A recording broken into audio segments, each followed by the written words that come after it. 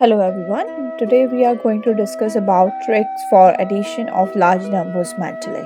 Okay, so in this we are going to add large numbers mentally. So now go for the tricks. So here is trick number 1.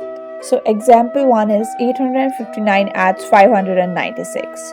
So for solving this question, the step number 1 is we are going to add 4 and 596. So that would be easier for us to add. So that would become 600. And this step 2, now add 600 and 859 is easy. So the answer would be 1459. And now we have added extra 4 in this. So we are going to subtract from the 1459, subtract 4 in step 3. So in step 1 we have added extra 4, so we are going to subtract that 4 from answer mentally. Okay, so here is the final answer for us. Thank you for watching.